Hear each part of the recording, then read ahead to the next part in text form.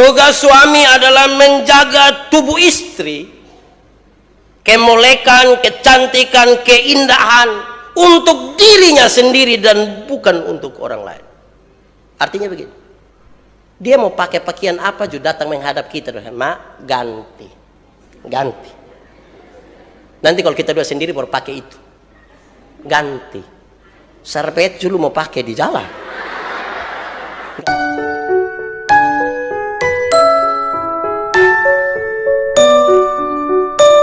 Saya sedikit hati-hati menyampaikan ini oleh karena budaya Alkitab dalam tulisan ini lebih condong kepada budaya patriarki, laki-laki, sehingga hampir-hampir perempuan dianggap adalah manusia ciptaan kedua dan tingkatnya sedikit di bawah laki-laki. Tidak dengan maksud itu. Hampir semua budaya di dunia juga ada dalam budaya itu.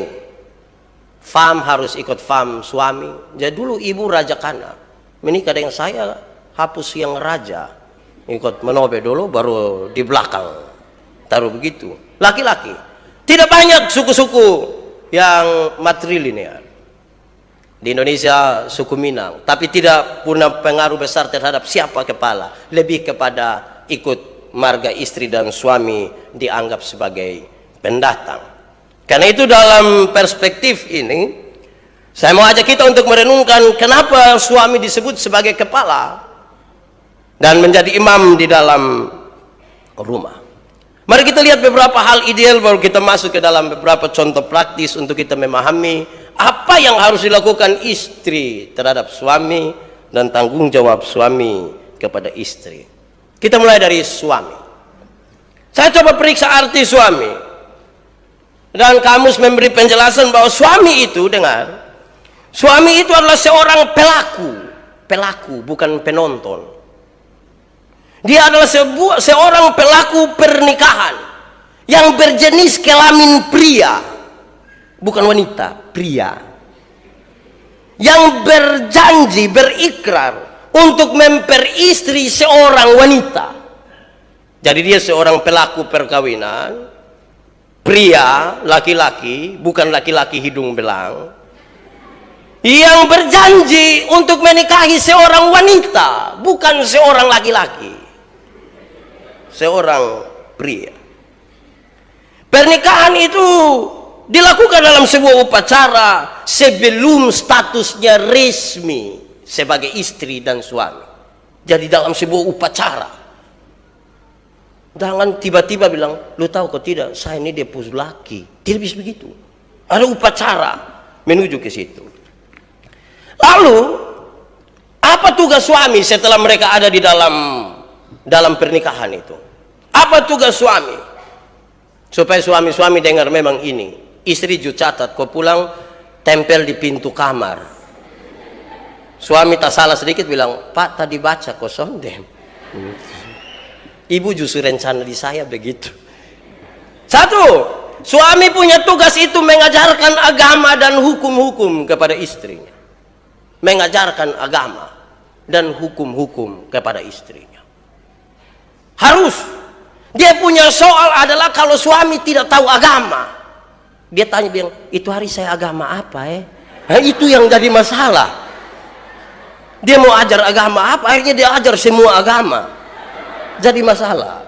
Suami bertanggung jawab mengajarkan agama dan aturan-aturan hukum, terutama hukum-hukum agama kepada istrinya. Kedua, suami bertugas untuk menemukan kelebihan istri. Saya ingin pakai bahasa-bahasa positif. Suami berkewajiban untuk menemukan kelebihan seorang istri. Coba lihat dia baik-baik, renungkan berapa lama kita membangun hubungan, dia pun kelebihan apa. Jangan pusatkan perhatian pada kelebihan berat badan. Harus sedikit taruhlah perhatian pada kelebihan lain. Sepu istri ini apa kelebihannya, begitu lu kayak lebih cerewet dari beta. Bukan itu juga. Periksa kelebihan. Karena kelebihan-kelebihan itu yang akan membuat kita terikat satu dengan yang lain. Karena akan sulit ditemukan di tempat lain, di orang lain. dan seterusnya. Pastikan dia punya kelebihan. Jangan hanya cari dia punya kekurangan sah. Bilang dia dasar orang udik, pedalaman, tidak tahu diri. Temukanlah dia punya kelebihan. Ketiga, suami bertugas untuk mengasihi istri. Mengasihi, bukan memukul, mencela atau menghina. Jadi suami pun tugas mengasihi. Sayang, kurang sambal kok, mau tambah sama, bukan pukul. Kita tidak pernah menikah dengan istri yang namanya Chris John, tidak pernah. Kita menikah dengan seorang istri, seorang perempuan yang butuh dikasihi, bukan butuh dipukul. Angkat tangan suami-suami yang biasa pukul istri. Tidak ada di sini Bagus. Tuhan memberkati saudara-saudara. Atau ibu-ibu yang biasa kena pukul, angkat tangan. Jangan berani angkat tangan pulang kena pukul. Itu bahaya Jadi mengasihi. Jangan KDRT. 80% kasus yang ditangani oleh Polda NTT itu adalah kekerasan dalam rumah tangga. Istri pukul suami, suami pukul istri, orang tua pukul anak, anak lawan orang tua. Jadi itu hari dong bilang, belum kenal maka tak sayang. Saya bilang apa? Jadi kenal pasti sayang. Belum tentu.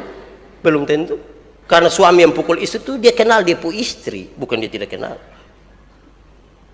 Bukan mencela. Andi tadi saya bilang, jangan kawin orang rote. Ini bukan mencela. Gitu Saya bilang kawin sesama Timor, lu tidak mau. Jadi bukan mencela, bukan menghina. Andia kamu dari keluarga miskin, untung lu kawin ame betan, lu hidup agak sedikit baik. Jadi bukan menghina Seperti apapun kita pun posisi, jangan menghina, karena dia istri. Lanjut. Suami punya tugas adalah menafkahi dengan tulus, memberi makan, memberi perhatian, berikan dengan tulus. Jangan sampai pula bilang, ini yang lu pesan nih, ame ke lu puas. Sebentar beli lu muka asam lah Tidak begitu Tulus dikasih, bikin kejutan. Suruh mama keluar terus taruh babah di dalam kamar bersengaja bikin kau tidak tahu.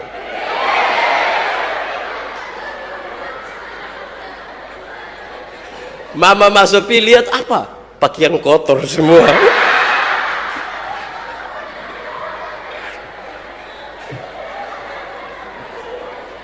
Menafkahi dengan tulus. Jadi suami-suami tolong nafkahi istri. Jangan hanya bilang ini lu ini jadi bebansa dalam keluarga. Tidak bisa nafkahi istri. Lanjut. Suami punya tugas adalah bersikap lembut terhadap istri. Lembut, tidak kasar, tidak keras. Beda dengan pukul ini. Jangan panggil istri, woi. Istri makin tua bisa jantungan. Tanpa sadar saudara membunuh dia. Panggil dengan lembut, mak. Terus mak kurang dengan mak. Lebih, tapi mulai dengan lembut. Kelembutan itu penting. Itu buah-buah roh yang diajarkan. Kelemah, lembutan. Tapi kami suami-suami di bagian timur Indonesia ini tidak sampai kelemah lembutan. Kami hanya sampai di lemah saja. Ketika lemah baru kami tahu kelembutan. Artinya ketika sudah sakit dan sudah tidak bisa, baru dia bisa panggil, bilang, "Ma, tolong." Kalau dia ada kuat-kuat itu dia kasar sekali. Siapa laki yang begitu biasa? Bertobat sudah ini hari lagi sedikit ini. Berikut, membantu istri dalam segala urusan. Tugas suami membantu istri dalam segala urusan, sama seperti Yesus Kristus yang turut bekerja dalam segala sesuatu. Suami membantu istri dalam segala urusan. Mam tua ada masak di belakang, kita pi berdiri. Pak bikin apa? Berdiri sah. Tapi bantu dia pergi. Memelihara kerahasiaan diri dan istrinya. Suami punya tugas adalah memelihara kerahasiaan diri dan istrinya. Jampi cerita, ini papa dong juga kadang-kadang gosip. Sekumpul 2-3 orang dia bilang, "Lu tahu kosong deh." Kalau dong mulai begitu tuh bahaya. Rahasia keluarga, apalagi hal-hal yang privasi, tidak boleh dikasih tahu di semua orang. Kalau tidak, kita pun istri lewat, orang bilang,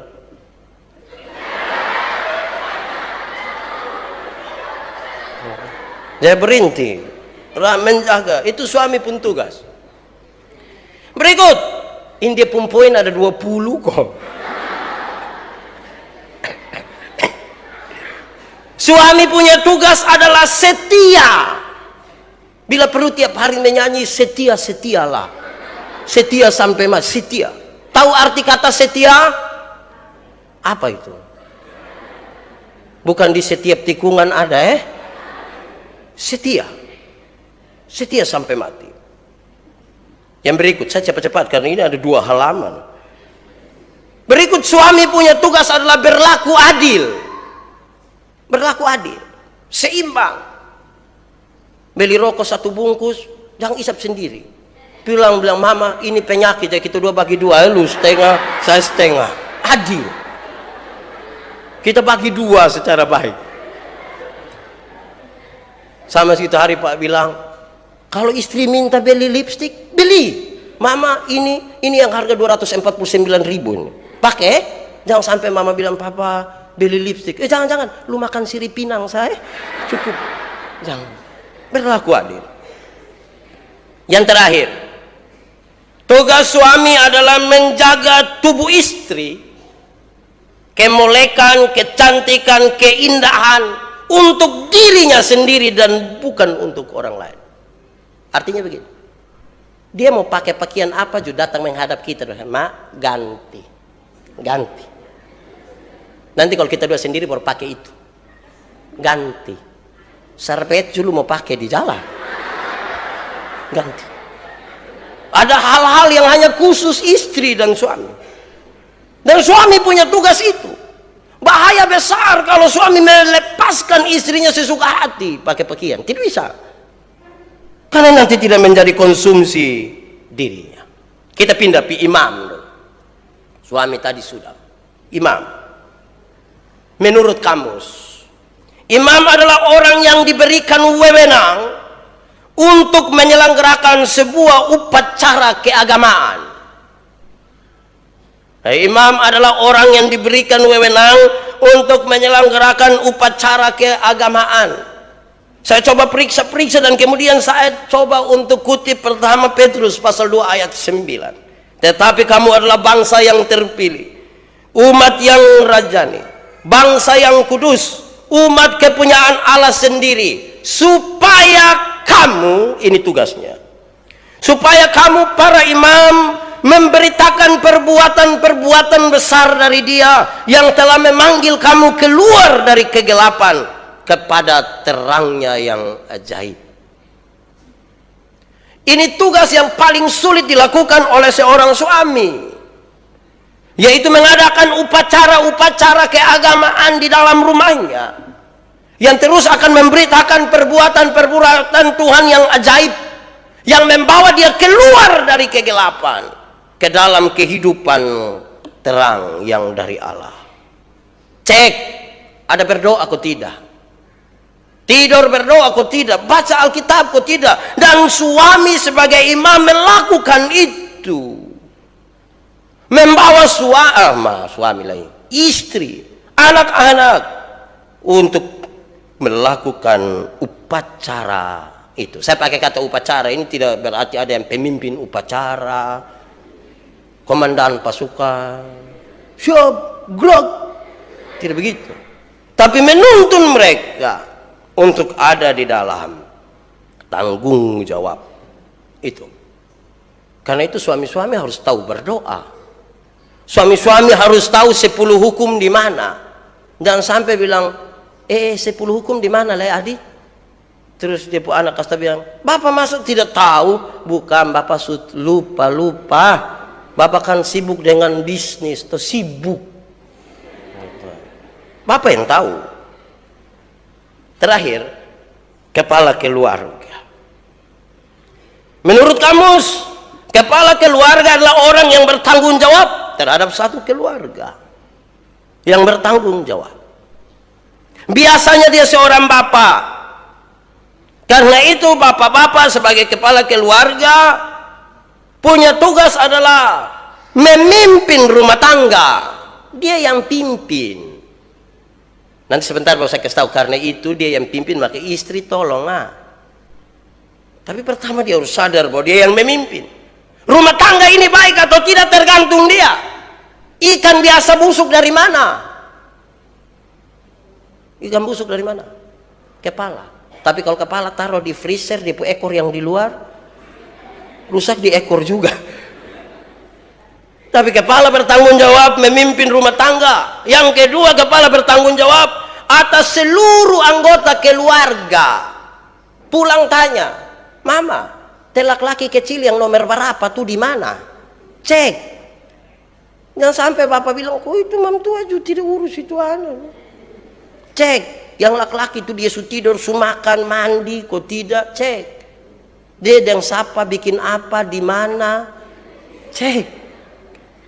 Karena itu tanggung jawab. Dan yang berikut, tugas kepala keluarga adalah demokratis, menjalankan pemerintahan secara demokratis. Panggil dong, omong baik. Saudara-saudara yang dikasihi dalam Yesus, mari kita ambil keputusan tentang ini. Bapak rencana jual rumah dan jual kamu semua. Kira-kira kamu punya pikiran bagaimana? Jadi kita tukar pikiran. Demokratis, jangan bikin apa-apa tidak kasih tahu istri. Istri hanya patung Dia kasih tahu, kita berdiskusi, kasih tahu, omong.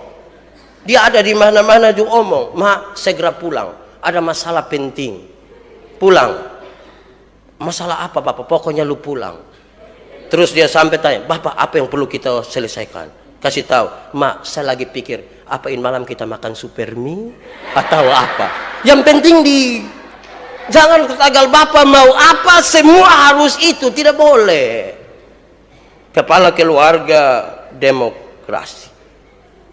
Dan yang terakhir, karena itu maka kepala keluarga bertugas untuk tidak berbuat sekehendak hatinya.